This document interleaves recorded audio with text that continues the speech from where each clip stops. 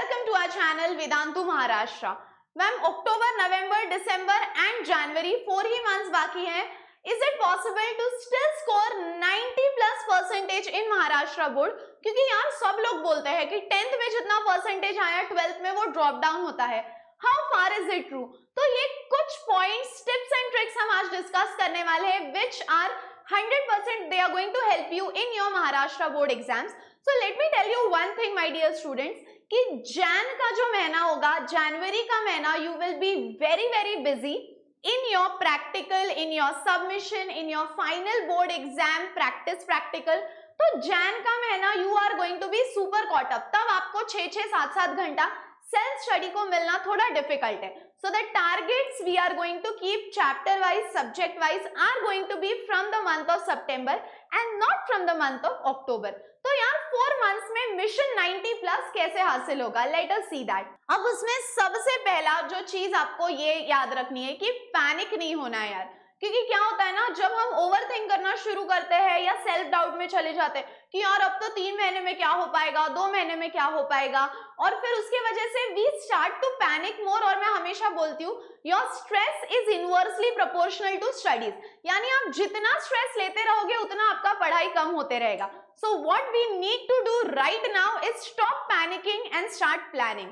और उसमें भी यार हार्डवर्क तो हम सबको करना ही है, there is no substitute to hard work, but hard work के साथ स्मार्ट वर्क भी करना है. इसका मतलब है अगर मैं केमिस्ट्री की पढ़ाई कर रही हूं मान लो, तो मुझे ये डिसाइड करना है कि उसमें से मुझे कौन से चैप्टर्स करने हैं और कौन से आर्टिकल्स को प्रायोरिटी देनी है. So smart work should, hard work should always be accompanied by smart work. और सबसे important, consistency is the key. या आपको दुनिया में लाखों लोग बोलेंगे बच्चों, but I'll tell you one thing कि consistency is the secret mantra to success. कि आपको वो चीज करते रहनी है. There are going to be days, मान लो 6 दिन के बाद या 2 दिन के बाद ही you are going to feel demotivated. ऐसा लग रहा है कि यार मैं प्रीलिम्स दे रहा हूँ बट मार्क्स नहीं आ रहे, पढ़ रहा हूँ बट कोई आउटपुट नहीं आ रहा है. But even in that moment when you are feeling कि नहीं यार नहीं हो पाएगा, even that moment you have to keep trying. और मार्क्स कम आ रहे हैं इसीलिए मैं अभी कुछ और करने का ट्राई करता हूँ. मतलब मे बी मैं ज्यादा लिखने की प्रैक्टिस करता हूँ, या यार करके कोई फायदा नहीं है. So no need to change your strategy. जो आप पढ़ रहे हो बस वो चीज करते रहो, कंसिस्टेंटली करते रहो. ये नहीं है कि 4 दिन किया और 2 दिन ब्रेक लिया. Please do not do that. अब how do we start planning this? So सबसे पहला month 1, conquer the syllabus in September. अभी आपको ऐसा लग रहा होगा कि यार बहुत कम टाइम बचा है तो मैं सिर्फ हाई वेटेज टॉपिक्स करता हूँ या करती हूँ, but that will be a wrong step that you will be taking. Trust me, ऐसा नहीं है कि बहुत टाइम चला गया है.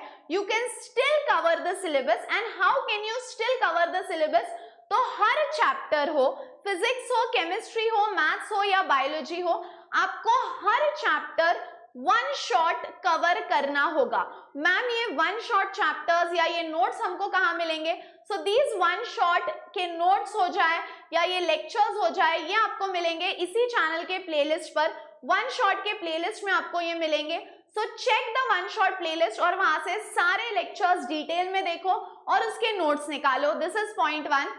Second thing that you need to do in the month of September itself is whenever you are watching 1 shot of any topic, immediately वहां पे जो आर्टिकल्स बोर्ड्स में जब टीचर्स पढ़ाते हैं, अगर आप 1 शॉट का सीरीज देखो चैनल पे, तो आपको पता चलेगा whenever a teacher is saying they'll immediately say कि अरे यहाँ से प्रीवियस ईयर क्वेश्चन आया था. वो आर्टिकल्स चैप्टर होने के बाद आधा घंटा एक्स्ट्रा देना है और वो आर्टिकल्स फिर से रिवाइज करने हैं. These are the 2 important golden rules that you need to apply. फिर आता है अक्टूबर, कॉन्सेप्ट मास्टरी. अब अक्टूबर में हम क्या करेंगे? मैथ्स के कुछ ऐसे टॉपिक्स हैं जिनका वेटेज बहुत ज्यादा हो सकता है, जैसे एप्लीकेशन ऑफ डेरिवेटिव. फिर उसके बाद अगर आप केमिस्ट्री की बात करो तो chemical thermodynamics, aldehyde, ketones and acids, electrochemistry. So these are some of the topics जिनका वेटेज बहुत हाई है. एंड अगर आप स्पेसिफिकली ऑर्गेनिक केमिस्ट्री की बात करो तो बॉस ऑर्गेनिक केमिस्ट्री में तो you need a lot of practice और आपके दिमाग में कॉन्सेप्ट एकदम क्लियर चाहिए. तो अगर आपको ऐसा लगता है कि कोई कॉन्सेप्ट मेरा क्रिस्टल क्लियर नहीं है, तो फिजिक्स की टेक्स्ट बुक लेके बैठो, 3 स्लॉट्स में उसको डिवाइड करो, 5 5 5 ऐसे 3 स्लॉट्स, 15 चैप्टर होंगे तो 5 चैप्टर्स का पहला स्लॉट, 5 चैप्टर्स का दूसरा स्लॉट, 5 चैप्टर्स का तीसरा स्लॉट। और जो पहले 5 चैप्टर्स है उसमें से ऐसे कौन से आर्टिकल्स है जो इंपॉर्टेंट है और आपको नहीं समझे, वो आर्टिकल्स को अलग से 2 दिन दो और वो पहला स्लॉट कंप्लीट करो। फिर सिमिलरली सेकंड स्लॉट करो फिजिक्स का और सिमिलरली थर्ड स्लॉट करो। फिर फिजिक्स साइड में रख दो, then go for chemistry, then go for maths. So जो भी इंपॉर्टेंट कॉन्सेप्ट्स है, अगर वो इंपॉर्टेंट कॉन्सेप्ट्स आपके दिमाग में क्रिस्टल क्लियर नहीं होंगे, so after completing the syllabus one time, second thing is completing the important articles and having a concept clarity on those important concepts is very important. उसके बाद third and most important thing is that आप कितना भी concept clarity कर लो या आप कितना भी अच्छे से उस chapter को prepare कर लो, but if you do not solve the questions, exercise questions हो या previous year questions हो, आपके सारे एफर्ट जीरो पे आके रुकते हैं। मैंने बहुत सारे बच्चों को देखा है that they literally ignore the exercise question, they literally ignore the solved examples. But बच्चों, let me tell you a fact कि आपके बोर्ड्स के पेपर में 55 to 60% questions are from your textual exercise questions. तर जर तुम्ही टेक्स्टबुकचे एक्सरसाइज क्वेश्चन नाही केले तर काहीच उपयोग नाहीये। तर एक्सरसाइज क्वेश्चन करा, मागच्या 5 वर्षाचे प्रीवियस ईयर क्वेश्चंस डाउनलोड करा। तुम्हाला नसेल भेटत तर मला या व्हिडिओच्या खाली कमेंट करा, मैं आपको डाउनलोड करके सॉल्व करके मॉडल आंसर शीट बना के दे दूंगी। But all that you have to do is at least solve the exercise question, and again I would say that if you have seen the one shot तो वहां पे मैंने exercise question solve करा के लिए है। And then coming to the last month, the final countdown which is December. दिसंबर में अब देखो, पढ़ लिया, लेकिन जो आपने पढ़ा है अगर वो आप रिवाइज नहीं कर पा रहे हो, रिवीजन के साथ साथ अगर वो कॉन्सेप्ट आपको पेपर में लिखते नहीं आ रहा है तो इतना पढ़ के कोई यूज नहीं है। You have studied the concept very properly, yes, but if you are unable to recall the concept, then again your efforts come down to 0.1. Point 2, yes, आप आपके शॉर्ट नोट से रिवाइज करते हो, कॉन्सेप्ट आपको समझ जाता है, but the main point is कि जब आप पेपर लिखते हो आपको उसको टेक्सचुअल लैंग्वेज में सामने वाले को हर एक चीज लिख के एक्सप्लेन करनी है, इंपॉर्टेंट वर्ड्स को हाईलाइट करना है। I have seen a lot of JEE aspirants who are very smart, but when it comings to writing a paper, even I have seen a lot of my NEET students do that कि ma'am हमको concept समझ गया, ma'am हमको वो reaction आती थी, but you do not write the reaction statement, you are not able to explain the give reason. तो ये सब चक्कर में क्या होता है ना यार, कॉन्सेप्ट बहुत अच्छा समझ गया, बट अगर आप उसको लिख के सामने वाले को वो कन्वे ही नहीं कर पा रहे तो कॉन्सेप्ट का फायदा क्या है। जैसे मैं बोलूं कि अरे मेरे पास बहुत नॉलेज है, बट अगर मैं वो नॉलेज आपको ट्रांसपेरेंटली डिलीवर ही नहीं कर पा रही हूँ तो इतने नॉलेज का कोई फायदा ही नहीं है। So no matter how much you have studied, but if you cannot present it properly in the paper, point wise textual language में highlighting the important words, diagram, तो इतना एफर्ट करने का कोई यूज नहीं है। सो सबसे इंपॉर्टेंट, टाइमर लगाओ और 3 घंटे का paper you have to solve in 2 hours 45 minutes। 15 minute तो आपको मतलब छोड़ दो, आपको 2 hours 45 minutes में पेपर सबमिट कर देना है, ऐसा सोचो। But my dear students, Maharashtra board में मैं ये गारंटी से बोल सकती हूँ, और ये मैंने हर साल over my experience of 6 to 7 years I have seen this happening with students कि मैम आके बोलते हैं मैम केमिस्ट्री का पेपर बहुत अच्छा गया, मैम 70 में से मैंने 62 मार्क्स का पेपर लिख लिया।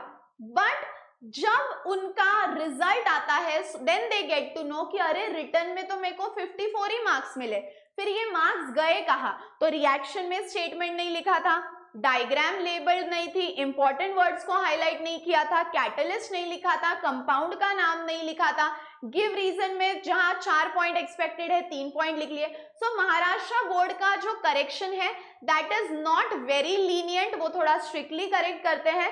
सो presentation in Maharashtra board plays a very very very very crucial role.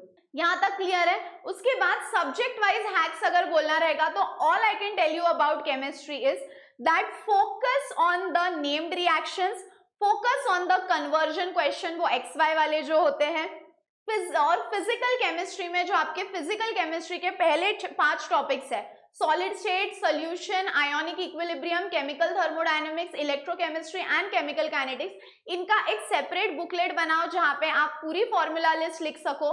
Do not forget to do that. आपको अगर वो फॉर्मूला लिस्ट नहीं मिल रही होगी, let me know, I will make a complete video on entire formula list of physical chemistry. वो आपको करना है. Third and most important thing, organic chemistry में तो मैंने बोल दिया, named reaction, conversion question and test. जो टेस्ट होते हैं जैसे कि Schiff's test, Tollens test, Hinsberg test, कार्बिलमाइन test, Lucas test, ये सारे टेस्ट आपको अच्छे से करने हैं. Named reaction, conversion. Physical chemistry में all the derivation and formula list should be on the tip of your tongue, learn ही चाहिए वो. And third, in organic chemistry में all the exercise question. Text book गई भाड़ में, बस exercise question लो और हर एक एक्सरसाइज क्वेश्चन डिटेल में प्रैक्टिस करो, डिटेल में लिख के देखो, क्योंकि 1000% इन ऑर्गेनिक केमिस्ट्री में क्वेश्चन आएगा तो एक्सरसाइज क्वेश्चन से ही आएगा. मैं तो बोलती हूँ इन ऑर्गेनिक में प्रीवियस ईयर करो भी मत, सिर्फ एक्सरसाइज करो, आपका काम हो जाएगा. ठीक है. एंड सबसे important that you are doing a lot of things. इसमें अभी आपका जैसे मैंने बोला सबमिशन आएगा, प्रीलिम्स आएगा, कभी मार्क्स सेटिस्फैक्टरी आएंगे, कभी नहीं आएंगे, सीटी का प्रेशर रहेगा.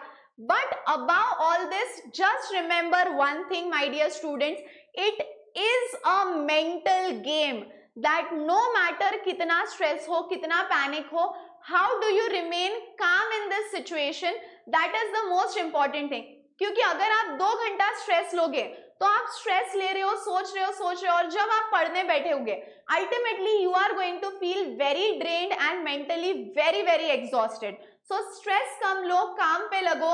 7 to 8 hours of sleep is mandatory. लोग बोलते हैं कि सुबह उठ के ही पढ़ोगे तो पढ़ाई होगी. I absolutely disagree with that. हर एक का बॉडी साइकिल अलग होता है. Some students have their high focus का period या their high grasping period is in the night. Absolutely fine. आप रात में पढ़ो if that is suitable for you. सुबह पढ़ना है सुबह पढ़ो. All that matters is पढ़ो when your focus is maximum. Eat good food. Do not fall sick at this point of time. क्योंकि अभी अगर at this point of time अगर आप बीमार पढ़ोगे बच्चों तो again you are going to lose 7 to 8 days of your crucial time. क्योंकि अब हम बोर्ड्स के बहुत पास जा रहे हैं, तो अभी अगर आप आपका क्रूशियल टाइम लूज करते हो तो आई थिंक बहुत ज्यादा लॉस होने वाला है. So do not fall sick at any cost. Keep your diet proper, keep your sleep proper, take break, stay hydrated. और सबसे इंपॉर्टेंट है अपने आजू बाजू, even if your family members, if there is anyone who talks negative या जो आपको demotivate करता हो, directly stop talking to those people. बात ही मत करो ऐसे लोगों से जो आपको डीमोटिवेट करते हैं या जो कुछ नेगेटिव बोलते हैं. कोई दोस्त होंगे, स्टे अवे फ्रॉम देम. कोई फर्क नहीं पड़ता, जब बोर्ड्स हो जाएंगे उन्हीं के साथ हैंग आउट करना. बट अभी if they are bringing any sort of negativity in your life, stay away from them. Okay. Next video आपको किस चीज का चाहिए, comment and let me know. One shot playlist is already there on the channel. Chemistry का तो मैंने पूरा detail cover कर दिया है, पूरा syllabus. I think 2 to 3 chapters are remaining जो जल्दी आ जाएंगे. So comment and let me know और आपको किस टाइप के वीडियोस की जरूरत है. And that's all my dear student. This is the last moment, this is your last time where you have to give your best. So please do not stress, give it your best shot. बस काम करते रहो, result आएगा या नहीं that is secondary. The primary thing is putting in your effort. Okay. और जाने से पहले एक रिमाइंडर कि अभी तक अगर आपने MVSAT के लिए रजिस्टर नाही किया है तर हे आहे फॉलोइंग डेट्स आणि हे होणार आहे आमच्या महाराष्ट्राच्या 5 सेंटर्स मध्ये, PCMC, स्वारगेट, औंध, सिंहगड रोड, बुलढाणा आणि अमरावती. आणि बाळांनो इथे तुम्हाला ह्या MVSAT ची जेव्हा स्कॉलरशिप टेस्ट होणार आहे, तुम्हाला इथे MHT CET चं फ्री स्टडी मटेरियल मिळणार आहे. तर सेंटर व्हिजिट केलं तर नक्की हे फ्री स्टडी मटेरियल ग्रॅब करा आणि अभ्यास करत राहा. टेन्शन घेऊ नका. काहीही वाटलं तर बिंदास व्हिडिओवर कमेंट करा आणि त्याचा आन्सर मी तुम्हाला नक्कीच देणार. So see you all in the next video. तब तक हंसते रहो, खेलते रहो, खुश रहो, be positive and keep smiling. Bye bye.